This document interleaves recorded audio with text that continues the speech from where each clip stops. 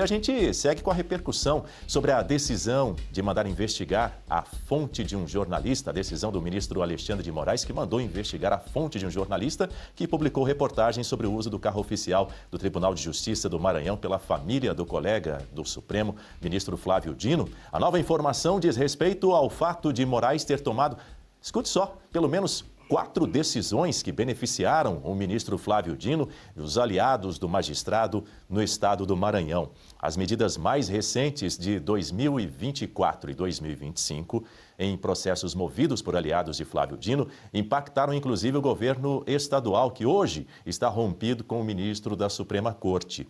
Em uma delas, Moraes suspendeu nomeações de parentes do governador Carlos Brandão e mandou exonerar o procurador-geral estadual, que havia apontado possível atuação criminosa de assessores de Flávio Dino. Os ministros Alexandre de Moraes e Flávio Dino foram procurados pela imprensa. Moraes não respondeu, já Flávio Dino preferiu não comentar o assunto. Eu começo esse tema com o professor Marcelo Suano. Para te ouvir, professor, como é que o senhor avalia aí a gravidade desse cenário envolvendo a Suprema Corte? Por quê? De um lado, nós temos o ministro Alexandre de Moraes determinando a investigação de uma fonte de um jornalista, uma medida que, claro, acende um alerta vermelho para a liberdade de imprensa, de expressão no Brasil também. Do outro, a gente vê um padrão de decisões do mesmo ministro que parecem intervir ali diretamente na política lá do Maranhão, política estadual, beneficiando aliados do ministro Flávio Dino e punindo adversários locais. A gente viu aí a exoneração de um procurador-geral que investigava o entorno de Flávio Dino. Na visão do senhor, esse episódio consolida aquela tese de que o STF está operando não só com ativismo judicial desmedido, como a gente tem visto aí ao longo dos últimos anos, mas também tem atuado de uma forma orquestrada para blindar politicamente os seus próprios integrantes? Sim, primeiro, meus cumprimentos aos colegas de bancada, a todos da Oeste, a todos que nos acompanham. Daniel, é exatamente isso que está falando. Em determinados momentos, toda vez que nós apresentamos uma análise sobre o STF, o que tem sido dito é que o STF se tornou uma entidade política. Ele já não é mais uma entidade política. Ele é uma corporação que está se defendendo e está utilizando os instrumentos do Estado e as leis exclusivamente para os interesses individuais, os interesses próprios daqueles membros da corte. E veja, eles não aceitam nem mais as leis, porque está muito bem configurado, eu não vou tratar da questão jurídica, mas já está muito bem configurado que isso é inconstitucional, é um desrespeito ao artigo 5º da Constituição. Eles estão batendo na liberdade de expressão, estão minando a liberdade de imprensa, estão colocando na imprensa a impossibilidade de fazer qualquer jornalismo investigativo. É isso que foi criado a partir deste momento, com decisões inconstitucionais. O problema é, afinal de contas, quem serão aqueles indivíduos que podem frear esses abusos do Supremo Tribunal Federal? Nós só temos, em algumas situações, poderíamos apresentar, mas vamos evitar isso para que eles não venham dizer que se está estimulando que a sociedade, não estou falando de violência, mas que a sociedade, por intermédio das instituições, faça um controle. Mas já tem uma instituição construída para isso, que é o Senado Federal. Veja, o Arthur Piva esteve aqui e apresentando um artigo maravilhoso que ele fala da construção de castas no Brasil em função dos salários. Aquilo é a ponta de lança de um trabalho que o Piva já está fazendo de pesquisa. E aí ele escolhe um termo adequado, casta. O que é uma casta? Quando você olha para as sociedades, a maneira como ela se divide o seu status social, você tem 3 modelos básicos que podem se misturar. Sociedade de classe. Existe mobilidade, o indivíduo sai de uma classe, pode alcançar outra pelo seu mérito, pelo seu trabalho, pelo seu empreendimento. Você tem uma sociedade de estamentos, que é a sociedade estamental que nós vimos na Idade Média e Idade Moderna. O que você tem ali? 3 estamentos. O primeiro estado, que era o clero, o segundo estado, que era a nobreza, o terceiro estado, que era o povo. Cada um ficava na sua condição, mas existia a possibilidade de mobilidade em função de determinados pontos, dentre eles a condição da honra com a qual você poderia nobilitar alguém e fazer com que ele mudasse do terceiro estado para o segundo estado. Mas é muito raro. A sociedade de casta, não. Você nasce naquela condição, você morre nela e os teus herdeiros herdam também essa condição. É isso que está sendo construído. Quando nós temos um Supremo Tribunal Federal que se configura como uma corporação da defesa dos interesses próprios, é quase dizer assim, é a maneira como eles estão trabalhando com a legislação para corporificar aquilo que o Piva trouxe, que disse, nós estamos vivendo uma sociedade de caça. A ponta de lança são os salários que nós verificamos, mas juridicamente eles estão ignorando a Constituição e trazendo uma legislação própria para se autodefenderem e preservar essa continuidade, essa herança no meio deles. Dino e Alexandre de Moraes fecharam para dizer, na nossa casta ninguém mexe e vamos jogar fora a liberdade de imprensa para isso. Oi, Guta Pini, bom dia, seja muito bem-vinda, muito bom tê-la conosco mais uma vez, seja bem-vinda. Bom dia, Daniel, bom dia, professor Suano, toda a nossa querida audiência.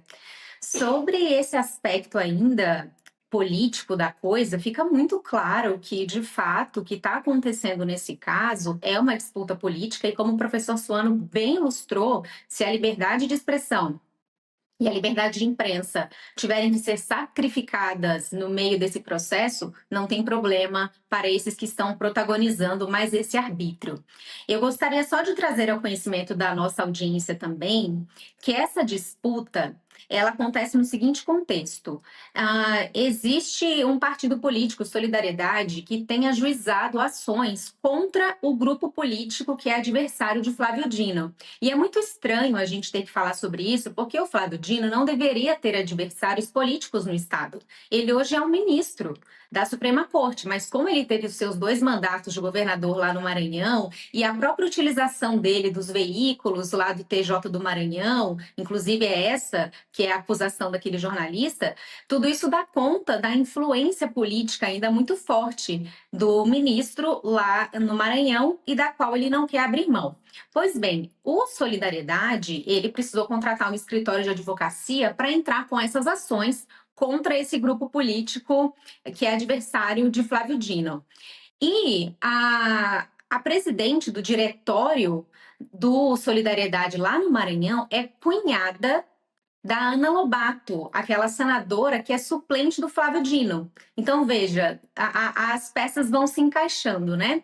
E dentro de uma dessas empreitadas, dessas ações que tramitam lá no Supremo, que acabaram batendo lá, o ministro Alexandre de Moraes mandou exonerar o procurador-geral do Estado, como o Dani bem trouxe, só que meses antes dessa exoneração, o que esse procurador tinha feito? Ele tinha informado ao STF que pelo menos 2 assessores do Flávio Dino, que hoje estão lotados no gabinete do Flávio Dino, acessaram por 130 vezes o sistema interno da Procuradoria-Geral da República. E esse acesso desses servidores teria sido feito com a seguinte finalidade: mandar os documentos para aquele escritório de advocacia do Solidariedade, para daí entrar com as ações contra esse grupo político, que é adversário de Flávio Dino. E depois disso acontece a exoneração desse procurador-geral do Estado. Então percebam que existe uma disputa política, a liberdade de imprensa, liberdade de expressão estão sendo sacrificadas, mas o pano de fundo é esse. Existem 2 grupos que estão se digladiando. Essa decisão do ministro Alexandre de Moraes também provocou incômodo entre integrantes da corte. Eu já vou ouvir a Berenice Leite sobre esse ponto também. Magistrados ouvidos em conversas reservadas pelo repórter Christian Costa da coluna No Ponto, no site da Revista Oeste, avaliaram que a medida pode representar violação à liberdade de imprensa e de expressão. Um dos ministros ressaltou que a preservação da origem das informações é garantia essencial para o trabalho jornalístico. Outro integrante do STF demonstrou preocupação com o precedente criado pela decisão e com a possibilidade de medidas semelhantes serem adotadas em outros casos. Antes de ouvir a Berenice Leite, vou trazer mais um ponto aqui nas redes sociais. Eu acompanhava ontem o perfil do Enio Viterbo, que é o advogado, que é nosso comentarista convidado todas as semanas aqui no Jornal da Oeste, já esteve com a gente. Ele trouxe uma outra perspectiva, Berenice, sobre essa questão do precedente. Vou abrir aspas para o que disse o Enio, para você também analisar. Vamos parar com esse papo de que qualquer decisão absurda do STF abre precedente. O problema não é o precedente, o problema é a decisão que abriu o precedente. Vocês só falam esse papinho de precedente porque não querem falar tecnicamente da decisão que deve ser esculhambada. Fecha aspas. Bom dia, Berenice, bem-vinda. Bom dia, Daniel, Guta, professor Suano e, claro, nossa audiência querida, uma saudação especial.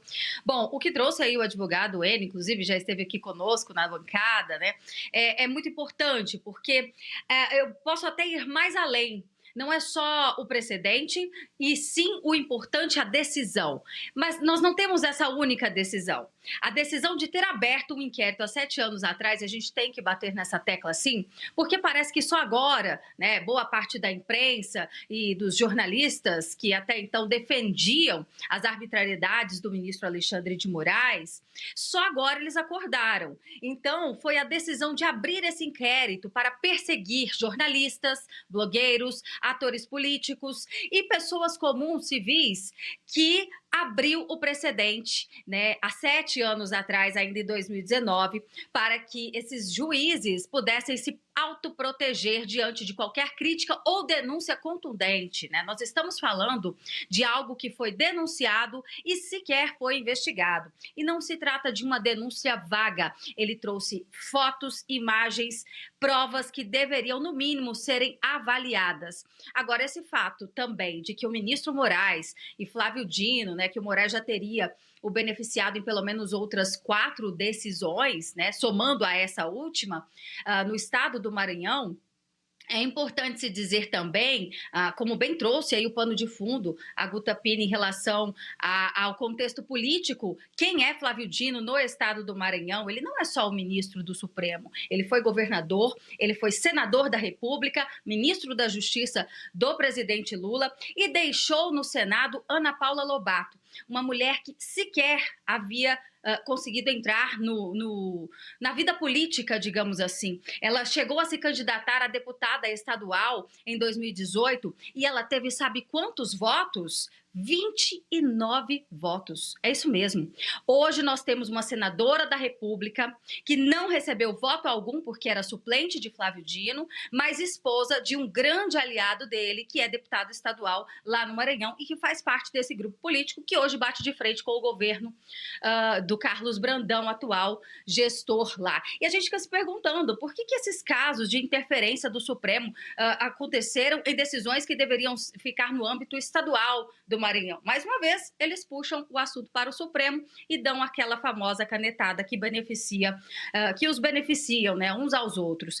E agora, comentando rapidamente em relação a essa reportagem do Christian Costa, veja como é importante nós, jornalistas, termos o sigilo da fonte garantido. Muitas dessas entrevistas que ministros do Supremo, por exemplo, concedem, trazendo um contraponto, divergências de atitudes que não são aprovadas, por exemplo, em relação ao ministro Moraes, nesse caso específico do jornalista, essas conversas são reservadas. Imagine se um jornalista que faz uma entrevista como essa, né, em termos reservados, tem o sigilo da fonte quebrado. Isso vai trazer até mesmo uma indisposição dentro da própria corte. E nós não estamos muito longe disso acontecer não, viu, Daniel? Então é importante, sim, que as associações, que os sindicatos, mesmo que tenham acordado 7 anos, com 7 anos de atraso, agora se manifestem, porque se continuarmos nessa toada, daqui a pouco a gente não pode falar mais nada, viu, Daniel? Ontem nós acompanhávamos o programa Oeste Sem Filtro,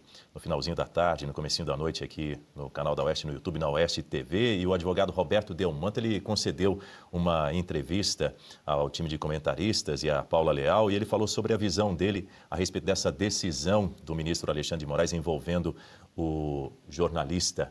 Vamos acompanhar. Olha, a questão é muito delicada, porque a Constituição da República é expressa ao resguardar o sigilo da fonte quando indispensável ao exercício da profissão do jornalista. É uma cláusula pétrea e é verdade que tudo no Brasil tem sido relativizado, né? No Supremo Tribunal Federal, aqui já está assentado que não existem direitos absolutos, que tem que haver a tal da ponderação de valores. O problema é que quando nós entramos nesta seara da ponderação de valores, se caminha para um campo subjetivo, né, de interpretações subjetivas. Não existem critérios aqui fixos, critérios claros do que seria, qual o valor que estaria sendo aí posto em xeque, se contrapondo a outro valor constitucional. Então, nós temos esta garantia do sigilo da fonte, quando indispensável o exercício da profissão do jornalista, e sem jornalismo livre não existe democracia. Este é um fato. A nossa democracia que está sendo posta em xeque a partir do momento que se atinge aí, busca-se saber o sigilo da fonte. Porque se um jornalista publica um fato ofensivo a uma pessoa, quem será responsabilizado criminalmente por calúnia, injúria, difamação e até neste caso que se imputa o crime de perseguição é o próprio jornalista. Agora, porque ele é o responsável por aquilo que ele publica, por aquilo que ele escreve. Agora, você buscar atingir aquele que teria lhe dado informações, isto realmente atenta contra a própria democracia. Red Silver, as panelas mais vendidas do Brasil e não precisa de óleo. Preste atenção nas imagens, daqui a pouco eu volto com uma super promoção. As panelas Red Silver são a solução para o seu dia a dia, porque fazem todo tipo de comida de uma forma mais saudável e sem usar nenhum tipo de óleo. Revestida com material antiaderente, ultra resistente que não gruda, promove um deslizar dos alimentos e não solta resíduos. São sofisticadas, leves, fortes e possuem um design elegante. A combinação perfeita para a sua cozinha. Red Silver é zero gordura, zero óleo, muita tecnologia e vai em todos os tipos de fogões. E o menor preço do Brasil. Atenção, porque o kit completo, kit família, você vai levar por 12 parcelinhas de R$ 72,25. E não para por aí, hein? Você ainda ganha de presente este jogo de facas de aço inox, revestimento Red Silver e corte preciso. Aí nós vamos entregar na sua casa e hoje você não paga o frete. Então aproveite, corra. Você pode pedir através do QR Code que está aparecendo ou ainda mandar uma mensagem para o WhatsApp 11 97661 8704. E se você pudesse ter acesso aos bastidores do Sem Filtro e conversar direto com os comentaristas e âncoras da Oeste? Agora, isso é possível com o Clube de Membros do nosso canal no YouTube. O clube foi criado para quem quer dar um passo além e fazer parte de uma comunidade exclusiva. São 3 níveis de assinatura, pensados para aproximar você da nossa equipe. No plano apoiador, você ganha destaque no chat, figurinhas personalizadas e acesso a publicações exclusivas na comunidade do canal. Quer estar ainda mais perto da Oeste? Nos níveis Engajado e VIP, nós liberamos acesso às lives fechadas com nossos apresentadores e comentaristas, nas modalidades mensal ou semanal. Você também participa de sorteios de livros e produtos da Oeste, além de acesso antecipado a vídeos e a uma visão direta dos bastidores do programa Oeste Sem Filtro. Faça parte do nosso clube de membros e tenha acesso a lives exclusivas comigo e com todo o time da Oeste. Se você acredita na importância de um jornalismo livre, independente e comprometido com os fatos, clique agora no botão Seja Membro e conheça todos os detalhes e vantagens de cada plano.